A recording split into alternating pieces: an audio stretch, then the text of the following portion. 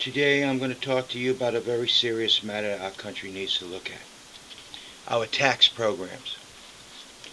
We have run up such a debt that our current tax program probably could never pay off unless we increase it to such a level that the people and the backs of the working class will be totally suppressed and enslaved to this country for decades to come. And I mean enslaved.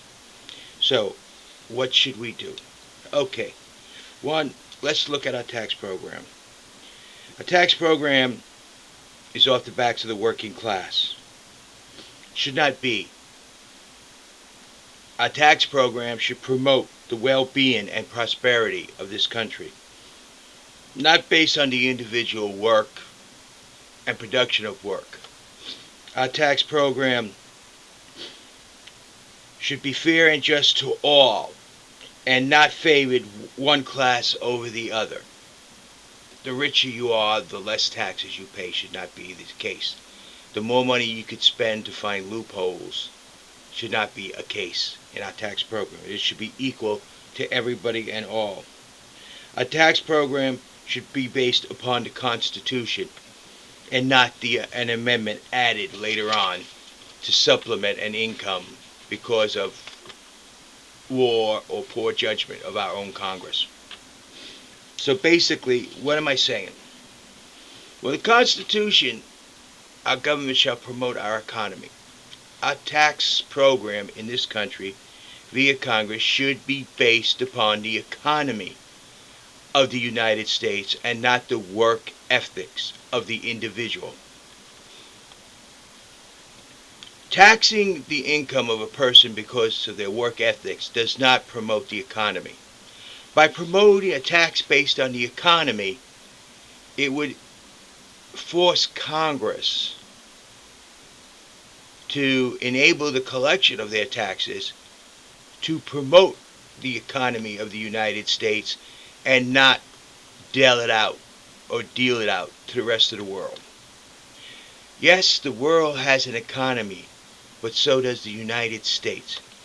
Our tax program should not be based on the work ethics of the working class.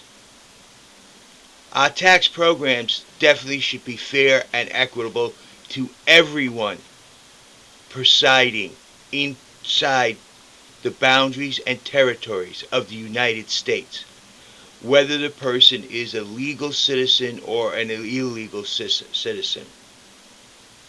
Penalties within our tax program for illegal citizens should be applied, and they should be collected fair and equitable and be justly applied to all. So then what am I saying? I'm saying the type of tax program that the United States government has now is not correct. It is wrong. It is based on the ability of the individual to work and produce. And it is not based on the economy that may be the result of the individual's work. This needs to be changed. It needs to be totally changed. Part of Congress's job is to promote the tranquil and well-being of this country, including its economy. A tax program based on the economy of the United States instead of the work production of the individual would help force Congress to work to improve the economy. I do not believe you direct a government body by saying you will do this, but make it in the favor of the government body to want to perform their duties. In other words, don't tell Congress your laws don't promote our economy, you need to change them. Make it so that if they pass a law, they realize by depreciating the economy of the United States, they depreciate their collection base. Our tax program needs to be totally based on the economy of the United States. Therefore, when the economy drops, the revenue would prospectively drop, and Congress would realize that they are in need to promote such economy and would be constantly on the awareness of what is going on with the economy and how to correct these very problems. For example, what is happening now? Tax revenue is based on the working ability of this country. The more unemployment goes up, the less taxes that are collected. That's not right. It should be based on the economy. When the economy drops, the revenue drops.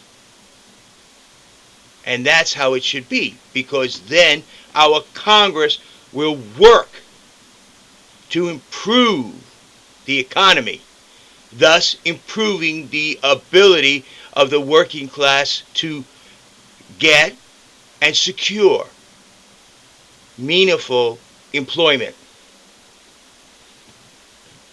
So, one of my main platforms as President of the United States is to change our tax base and remove it from the burden of the individual ability to work and place it solely on the burden of our economy.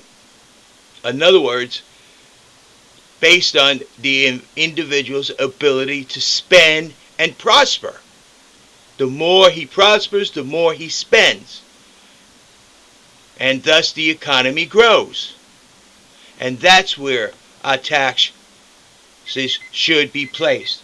Not on the working back of the working class, but on the ability of all citizens and non-citizens within this country to prosper and spend.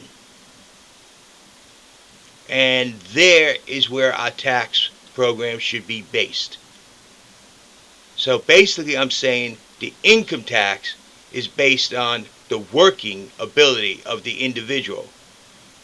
Whereas if we go into a sales tax program, which would be equitably fair to everybody, would be based upon the working, not the working class, the ability of the individual to spend and buy. And it would be proportional to their prosperity. The richer you are, the more you'll spend. And the more prosperity increases, the more individuals will spend. Thus, making and forcing Congress to realize the economy of this nation is in direct portion to the revenue collected by our taxes. And that's where our tax program needs to be. And it can easily be done. And there's other benefits besides promoting our economy by getting rid of the income tax and going to an economic-based tax program. And yes, it's risky, but so was the Constitution when it was written.